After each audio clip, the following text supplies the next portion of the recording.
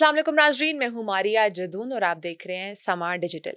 नाज़रीन, आज के हमारे पॉडकास्ट में एक ऐसी पर्सनालिटी है who is young, versatile and emerging politician as well.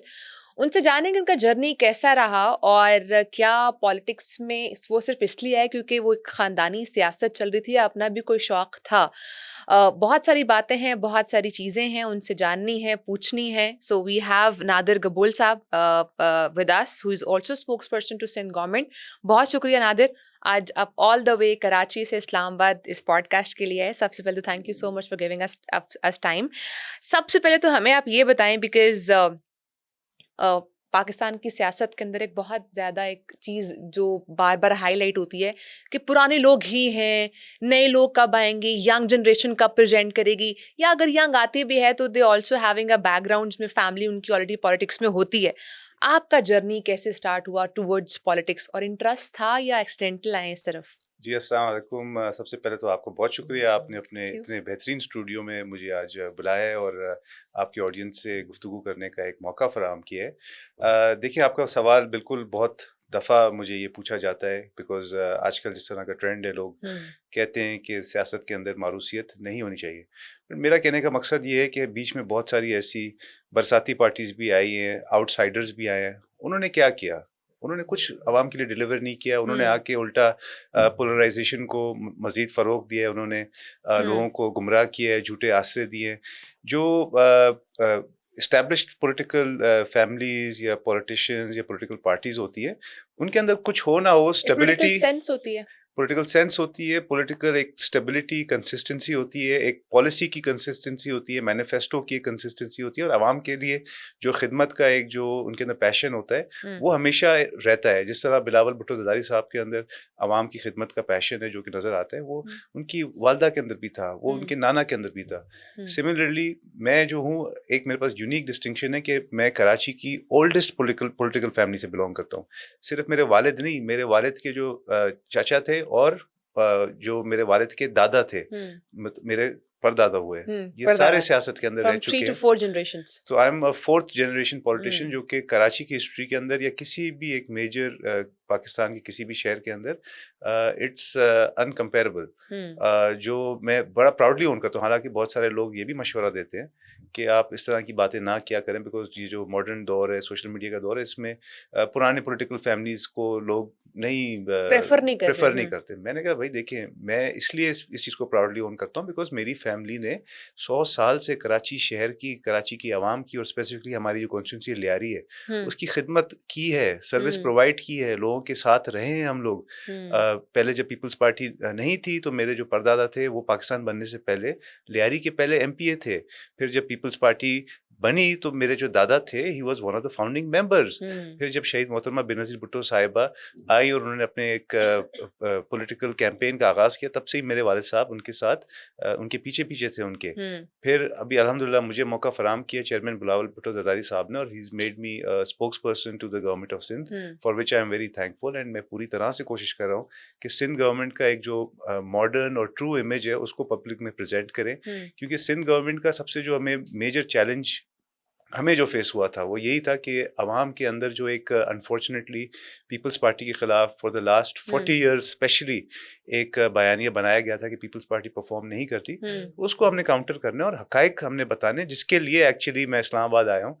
Bilawal Bhutto Zardari साहब ने प्रेसिडेंट हाउस के अंदर एक बहुत अच्छा एक इवेंट के अंदर प्रेजेंट किया था, सिंध विजन उस इवेंट का नाम था, जिसके अंदर foreign diplomats, media personalities, business community के बड़े बड़े नामवर शख्सियात, फिलैंथ्रोपिस्ट, इंटरनेशनल जो हमारे ऑर्गेनाइजेशंस हो गए जैसे वर्ल्ड बैंक और दीगर, उनके रिप्रेजेंटेटिव्स थे। तो उनके सामने पूरा सिंध गवर्नमेंट का एक परफॉर्मेंस रिपोर्ट एक तरह से प्रेजेंट किया कि सिंध गवर्नमेंट ने पिछले 17 सालों में क्या डिलीवर किया है और आने वाले सालों में क्या डिलीवर करने जा रही है। ठीक है, हम इस सब में बात करेंगे कि क्या डिलीवर करना है, मसाइल क्या हैं, सोल्यूशन क्या हो सकता है। बट बिफोर दैट चलें, आपने काफ़ी डिटेल में बताया कि आपकी फैमिली और आप किस तरह से पॉलिटिकल जर्नी आपका स्टार्ट हुआ, बट आपको खुद पर्सनली भी शौक था इस तरफ आने का? देखिए, मुझे बिल्कुल शौक था। मैं छोटा होता था, मुझे याद है कब से था बड़े होकर ना बिल्कुल मेरी सियासतदान बनना? वेग मेमोरीज है मेरी कि मैं क्लास 1 में भी होता था या 2 में भी होता था तो घर जब आता था स्कूल से वापस तो मेरे वालिद साहब पब्लिक के दरमियान ही बैठे होते थे। तो हुँ, स्कूल से आते ही मैं कोई आप समझिए खाना खाने नहीं जाता था कमरे के अंदर, मैं वालिद साहब के साथ ही जाके पब्लिक के अंदर बैठ जाता था। ओके। तो देखता था किस तरह मेरे वालिद पब्लिक के इश्यूज़ हुँ, हैंडल करते हैं, डिलीवर करते हैं सर्विस उनको। हुँ, बहुत दफ़ा ऐसा भी होता था, मैं छोटा बच्चा होता था तो बहुत सारे हमारे सपोर्टर्स हैं वो मुझे कहते थे कि वालिद साहब से सिफ़ारिश करें, ये काम करवा दें या ये नौकरी दिलवा दें। अच्छा, तो ओके, नौकरी की हद तक। आई थॉट कि वो गली मोहल्ले के जो मसले-मसाइल थे, वो भी मेरे ख़्याल से जा रहे होते थे, नहीं उस वक़्त भी और आज भी आई थिंक जो सबसे ज़्यादा लोगों की ख़्वाहिशात होती हैं कि उनको टू रोज़गार गेट टू गेट मिले। A government jobs and not only government job but कोई भी आजकल तो आपको हुँ, पता है गवर्नमेंट जॉब्स पे तो वैसे ही सिंध में बैन लगा हुआ है, तो हम डेली वेजेस की जॉब्स होती हैं। मतलब एवरीबॉडी, हर किसी का हक है कि उनको एक हलाल इनकम ट्रू। कमाने का मौका मिले। हुँ, हमारी कोशिश यही है कि कल भी जो बिलावल साहब का जो था एक इवेंट, उसमें उन्होंने यही बोला कि affordability is the biggest challenge that Peoples Party is trying to deliver upon and इसलिए अफोर्डेबिलिटी के लिए ज़रूरी है कि कम से कम लोगों को नौकरियां फराहम करें, रोज़गार ऑब्वियसली आई थिंक फराहम वो करें। कुछ कमाएँगे तो आगे अपना जी। लाइफ सर्कल चला सकेंगे। अच्छा, धुरंधर फ़िल्म देखी थी आपने, इसके रिलीज़ होने से पहले आपके फ़ादर हमारे पॉडकास्ट में आए थे। फिर उसके बाद ऑब्वियसली फ़िल्म रिलीज़ हुई और जब देखी तो पता चला कि उसमें आपके फ़ादर को एज़ अ रॉ एजेंट दिखाया गया। How do you see this? आपका पहला रिएक्शन क्या था आफ्टर सीइंग दिस? देखिए, मैंने पूरी मूवी तो नहीं देखी, मैंने कुछ क्लिप ज़रूर देखे, बट मैं तो इस तमाम नैरेटिव से या इस तरह इस इल्ज़ाम से ही एग्री नहीं करता हूँ कि उस हुँ, मूवी के अंदर जमील जमाली जो एक कैरेक्टर है कि वो मेरे वालिद साहब पे बेस्ड है। मैं तो इस चीज़ से एग्री नहीं करता हूँ। मेरे वालिद हुँ, साहब तो फिर भी पता नहीं क्यों, हालाँकि उनको मैंने एडवाइस यही किया था कि आप जब लोग कह रहे हैं कि Jameel Jamali looks like someone else because वो एक पंजाबी एक्सेंट में बात कर रहा है और अल्ताफ़ हुसैन जैसे उसने हुँ, रीडिंग ग्लासेस पहने हुए हैं। आप तो ना पंजाबी एक्सेंट है, आप तो बलोच हैं हुँ, और ना आपने कभी ग्लासेस पहने हैं, तो आप क्यों खामख़ाई में कह रहे हैं कि भई हाँ मेरे ऊपर ये कैरेक्टर बनाया गया है। हुँ, देखिए उन्होंने जनरली जो मुझे समझ में आ रहा है पाकिस्तानी पॉलिटिशियंस को अवाम की नज़रों में थोड़ा-सा बुरा डाउन दिखाने के लिए हुँ, एक कैरेक्टर, एक पॉलिटिशियन का कैरेक्टर हुँ, बनाया उन्होंने। उसके अंदर उन्होंने मिर्ची मसाला मिक्स करके 3-4 चीज़ें उन्होंने ऐड की है हुँ, ताकि अवाम के दिलों में एक general negative sense of image हो। पॉलिटिशियंस का एक नेगेटिव इमेज हो, एक ग्रज पैदा हो और हुँ, डिस्क्रेडिट किया जाए पॉलिटिशियंस को कि पॉलिटिशियंस जो हैं वो अवाम के खैर-ख़्वाह नहीं होते या उनके पर्सनल अज़ाइम होते हैं जिनके ऊपर वो ज़्यादा फ़ोकस करते हैं, या पॉलिटिशियंस की कोई प्रिंसिपल्स नहीं होते और वो अपॉर्च्युनिस्ट होते हैं।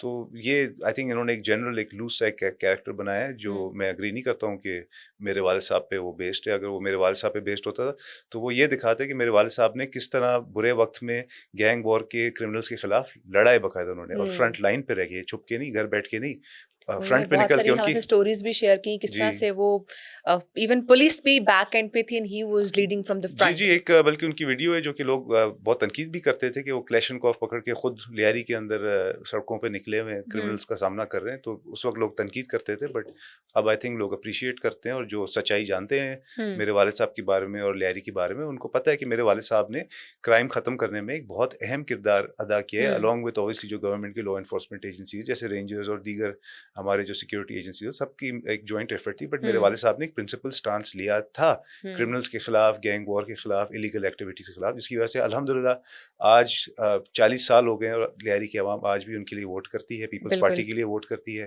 पीपल्स पार्टी के टिकट पे वो शायद 7वीं या 8वीं दफ़ा माशाल्लाह हुँ, असेंबली में मुंतखब हुए हैं, व्हिच ऐसा इज़ ही एन है। Honour for us. अच्छा, एक नैरेटिव ये भी काफ़ी ज़्यादा आम है लोगों के अंदर कि आप डिफेंस में रह के लियारी की सियासत कैसे कर सकते हैं? देखिए जो भी अफ़ोर्ड कर सकता है वो डिफेंस क्या, वो लंदन में भी घर खरीदेगा। हम तो हुँ, फिर भी same within the same 5 territory 5 रह रहे हैं। हुँ, किलोमीटर रेडियस रहते हैं। हुँ, डिफेंस कोई मुंबई में या जेरूसलम, टेल अवीव इज़राइल में नहीं है। Defence is 5 minutes 10 minutes away drive bye hmm, road from Lyari. Lyari के अंदर हमारा आबाई घर है जिसमें मेरे दादा, मेरे परदादा सबके शेयर्स हैं। वहाँ पे हमारे फैमिली मेंबर्स रहते हैं इस वक़्त हुँ, उसी घर के अंदर जो मेरे परदादा का घर था, जो मेरे दादा का घर था। वो हुँ, पूरा एक इलाका है, उसका नाम ही गबोलाबाद है, which is hmm, named after my family. वहाँ पे the road is called Gabol road. Okay, उसके साथ गबोल पार्क है, which is a very historic football stadium, और ओके। आज भी लोगों को पता है कि हमारा ताल्लुक लियारी से कोई पिछले 10, 15, 20 साल से नहीं है, 100 साल से मेरी फैमिली गबोल फैमिली का ताल्लुक लियारी के साथ रहा है। और ये देखिए इंसान की अपनी एक पर्सनल चॉइस होती है कि वो रात किधर गुजारना पसंद करेगा। पूरा दिन हम लियारी में होते हैं, लियारी वालों की खिदमत कर रहे होते हैं, लियारी वालों के इश्यूज़ के साथ सुन भी रहे होते हैं, डील भी कर रहे होते हैं, एड्रेस भी कर रहे होते हैं। अब रात को, अब ज़ाहिर-सी बात है कि इंसान का पर्सनल मैटर है कि वो किस इलाके में जाके रात को सोना पसंद करेगा। मैं जाके अगर 1 साल फॉर एग्ज़ाम्पल मैं 8 साल जाके अमेरिका में रहा हूँ, जिसमें 4 साल मैंने पढ़ाई की है, 4 साल मैंने नौकरी की है, तो मुझे अमेरिकन्स थोड़ी बोलेंगे आप अब अमेरिकन बन गए, आप लियारी वाले नहीं रहे।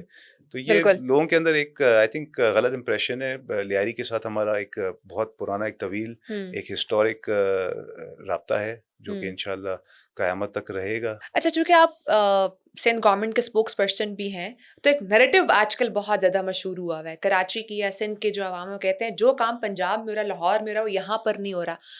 आप क्या समझते हैं इसकी क्या वजह है? कराची में या सिंध में काम नहीं हो रहा, या what is that biggest problem जो कराची की अवाम दैट यू थिंक फेस कर रही है, जिसकी वजह से बार-बार नैरेटिव कराची के लोगों की तरफ से आ रहा है?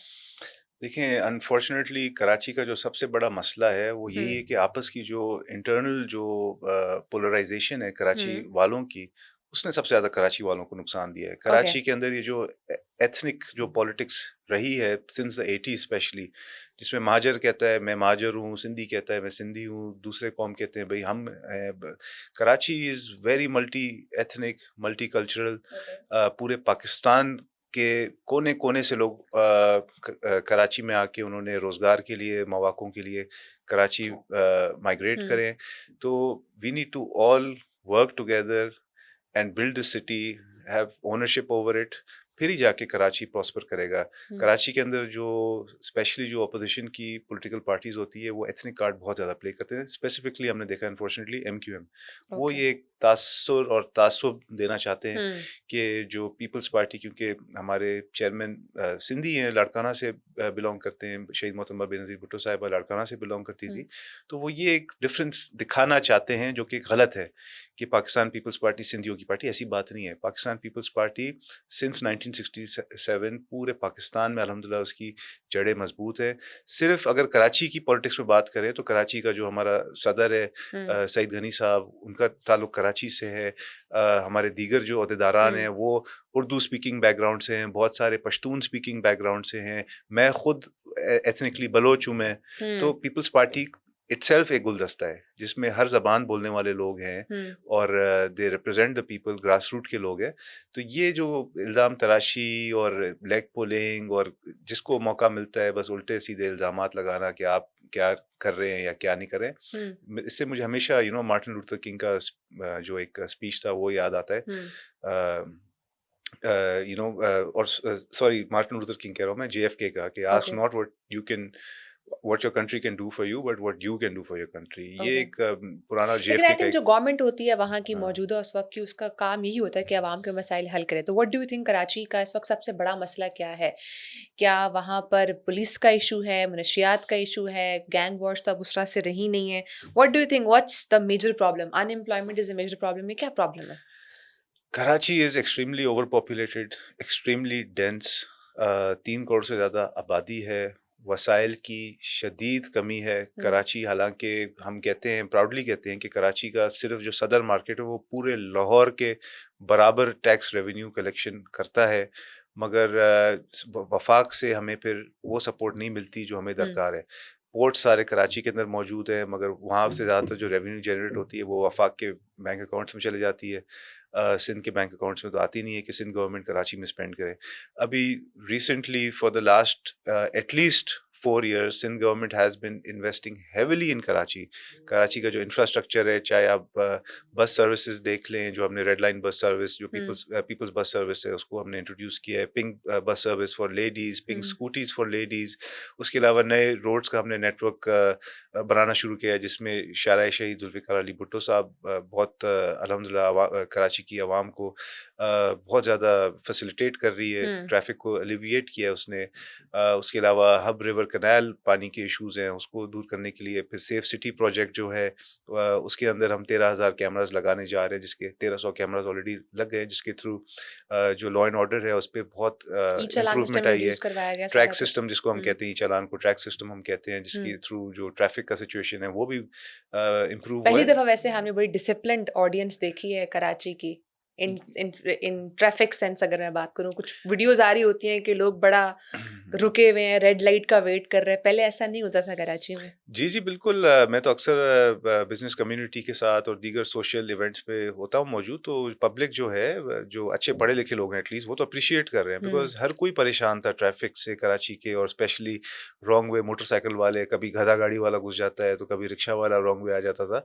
अनफॉर्चुनेट सी एक बात थी ये, बट अब जो है कहते हैं ना कि लातों के भूत बातों बातों से से नहीं नहीं मानते, मानते, तो ऐसा ही है। यही अब अच्छा, अब नज़र आ रहा चूंकि है हमें। बिलावल भुट्टो साहब का विजन कराची को लेके क्या है, लियारी को लेके क्या है, जो कि आप लोगों की सियासत वहां पर काफी टाइम से चल रही है, एंड प्लस नौजवानों को लेके वो बहुत ज्यादा बात करते हैं, तो नौजवानों के लिए क्या प्लान्स हैं और उनको ग्राउंड पे कैसे इम्प्लीमेंट किया जा रहा है? जी, बिल्कुल। बिलावल भुट्टो साहब, he was one of the first leaders in Pakistan जिन्होंने ये चीज़ हाईलाइट किया कि हमारे पास एक यूथ की एक बहुत बड़ी अपॉर्चुनिटी है, बिकॉज़ 65% जो हमारी आबादी है पाकिस्तान की, वो youth. Below the age of 35 है। तो हम्म। उनको ज़ाहिर-सी बात है, मौक़े चाहिए, एजुकेशन चाहिए, हम्म। एम्पावरमेंट चाहिए, और बिलावल भुट्टो साहब खुद क्योंकि एक नौजवान है, तो वो कहते हैं कि वो अंडरस्टैंड कर सकते हैं कि यूथ के ज़्यादातर इश्यूज़ क्या हैं। तो कराची के लिए तो वो बिल्कुल ये चाहते हैं कि कराची जो डिज़र्व करता है, which is Pakistan's economic capital and the largest city of Pakistan, तो it deserves to be at par with international cities of the world. और उनकी कोशिश यही है कि वो लाहौर से कम्पीट नहीं कर रहे या इस्लामाबाद से कम्पीट नहीं कर रहे, वो दुबई से, वो अबू धाबी से कम्पीट कर रहे हैं, और वो चाहते हैं कि कराची उस लेवल पे जाए कि it's the gateway to Pakistan. Ports Pakistan की कराची में है, पाकिस्तान का सबसे ओल्डेस्ट एयरपोर्ट वो पाकिस्तान में, ज़्यादातर जो इंटरनेशनल हमारे बिजनेस कम्युनिटी के लोग आते हैं, इन्वेस्टर्स आते हैं, वो कराची आते हैं। तो we have to present it in such a way, इसलिए कराची के अंदर वो बहुत इन्वेस्ट कर रहे हैं। सीएम सिंध मुराद अली शाह साहब ने रिसेंटली 25 बिलियन रुपीस एलोकेट किए हैं सिंध के बजट में कि कराची के इंफ्रास्ट्रक्चर को अपलिफ्ट किया जाए। स्पेसिफिकली अगर लियारी, मेरे जो वालिद साहब का हल्का है और हमारे जहाँ पे पाकिस्तान पीपल्स पार्टी का गढ़ भी माना जाता है, तो वहाँ पे लियारी ट्रांसफॉर्मेशन पैकेज के नाम से एक बिलावल भुट्टो साहब का विजन है, which is going to be phase wise.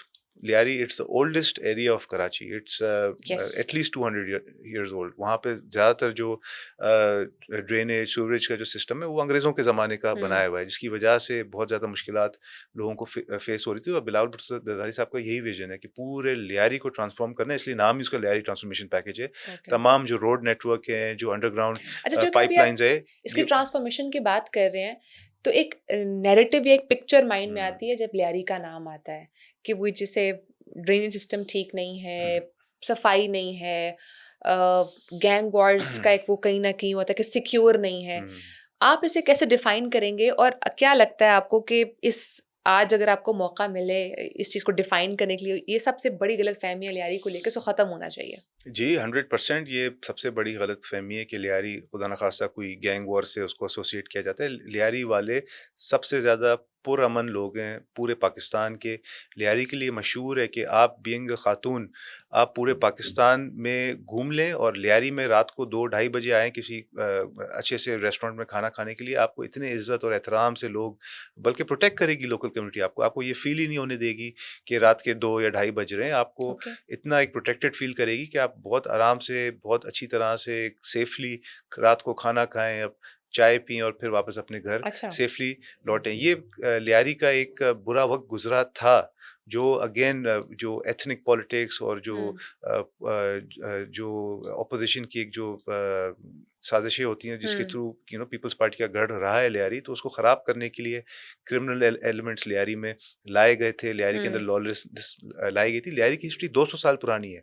अगर उस 200 साल में 2 या 3 साल बुरे गुजरे हैं, तो लियारी वाले खुद उस दौर से नफरत करते हैं, और अभी अल्लाह का शुक्र करते हैं कि अभी Lyari once again is peaceful. Lyari के अंदर इस वक्त हमारी जो ख़वातीन है वो इतनी एम्पावर्ड है। हमारी female athletes, not only football but boxing, gymnastics, हमारी रैप टैप आर्टिस्ट ख़वातीन है, लियारी एक हब ऑफ टैलेंट है, एक हब ऑफ आर्ट है। लियारी के अंदर लड़कियां पढ़ लिख के इंटरनेशनली जर्मनी जाके स्कॉलरशिप हासिल करके वहाँ पे फर्दर अपनी एजुकेशन परसू कर रही हैं। तो असल लियारी तो आप आएंगी तो आपको पता चलेगा। ये इंडिया ने तो ऑलरेडी जो नफरत थी पाकिस्तान के अंदर इंडिया के खिलाफ, उसको तो मजीद उसको बढ़ा दिया। स्पेशली लियारी वाले तो इंडिया को दिल से, मतलब आप समझें कि बदवाएं दे रहे हैं कि आपने क्यों अपनी एक प्रोपेगेंडा फिल्म के अंदर हमें गलत दिखाया या हमें गलत पोर्ट्रे किया। Lyari is far from that. और अच्छा, लियारी ने हर प्लेटफॉर्म में पाकिस्तान की स्पोर्ट्स को रिप्रेजेंट किया। आपने कहा नॉट जस्ट फुटबॉल के लिए तो मिनी ब्राजील भी कहा जाता है, बट अपार्ट फ्रॉम दैट आपने कहा बॉक्सिंग एंड बाकी और स्पोर्ट्स एज वेल। लेकिन ये भी हकीकत है कि लियारी के लोगों को वो सपोर्ट, वो फंडिंग, वो एक जो बैकिंग होती है ना, वो नहीं मिल पा रही होती। इस इशू को कैसे रिजॉल्व करेंगे? देखिए, सिर्फ पिछले 4 साल के अंदर 2022 में बिलावल भुट्टो दराई साहब ने ककरी international football and multi sports complex inaugurate किया गया था। वो आप आके देखें, आपको लगेगा जैसे कोई कतर का कोई स्पोर्ट्स फैसिलिटी है। वहाँ पे एस्ट्रो टर्फ है, प्रॉपर स्टैंड्स हैं for spectators, then there is a section for boxers, for gymnastics. उसके अलावा अभी पिछले साल ही 2025 में ही बिलावल भुट्टो दराई साहब ने Lyari international football stadium inaugurate किया। एंड ये जो लियारी ट्रांसफॉर्मेशन पैकेज जिसका मैं बता रहा हूँ आपको, इसके through cultural arts community centres बनने जा रहे हैं, फैमिली पार्क्स बनने जा रहे हैं। लियारी के बच्चों को, एथलीट्स को हम डायरेक्ट स्पॉन्सरशिप्स भी देते हैं, उनको इंटरनेशनल टूर्नामेंट्स में फैसिलिटेट भी करते हैं कि वो जाके बढ़ चढ़ के वहाँ पे हिस्सा ले, और जाते भी हैं। कितनी फीमेल बॉक्सर्स हैं, उनको हमने फंड्स दिए हैं, वो गई हैं कतर एंड थाईलैंड और अबू धाबी, वहाँ पे टूर्नामेंट्स में उन्होंने हिस्सा लिया और जीत कर आई है। रिसेंटली एक हमारी लियारी की ही फुटबॉल टीम थी अंडर 19, जिसने नॉर्वे कप 2025 में गोल्ड मेडल जीत कर आए। नॉर्वे कप के अंदर 170 कंट्रीज की टीम्स आती हैं, 170 कंट्रीज। उसमें लियारी की एक टीम थी जिसने अल्हम्दुलिल्लाह पाकिस्तान का जो परचम है उसको फख्र से बुलंद किया, और हमें लियारी को भी प्राउड किया। तो we are very proud of our athletes and we own our athletes, और उनको हम सपोर्ट भी करते हैं, फंड भी करते हैं, फैसिलिटेट भी करते हैं, और इंशाल्लाह मजीद करते रहेंगे उनको। ठीक है। अच्छा, चूंकि आपने हमें पॉडकास्ट के स्टार्ट में बताया कि यू द फोर्थ जनरेशन जो पॉलिटिक्स में आप, तो 4 नस्लों से अगर हम बात करें कि सियासत में हैं आप लोग और आप लोगों की फैमिली, सबसे बड़ी गलती जो आपको लगता है आप लोगों ने की, और सबसे बड़ी कामयाबी जो आप लोगों ने हासिल की being in a politics, both things? देखें, सबसे बड़ी गलती सियासत में होता है ना, वो किसी पे भरोसा करना होता है मेरे हिसाब से। सियासत एक ऐसा फील्ड है। आपके फादर ने भी सेम ये बात की थी। अच्छा, मुझे आई स्वेयर मैंने उनका पॉडकास्ट नहीं सुना जो आपके साथ किया था, बट मेरा तो इतना पुराना टेन्योर नहीं रहा है पॉलिटिक्स में। मैं एक्टिवली पॉलिटिक्स में शायद 8 या 10 साल ही हुए होंगे, but never trust anybody in politics. धोखे खाए आप लोगों ने? बहुत धोखे खाए हैं। और लोग जो होते हैं वो आपसे गले मिल के, मुस्कुरा के, ऐसे मतलब महारत से झूठ बोलकर जाते हैं ना, और एग्जैक्टली बैकस्टैबर्स।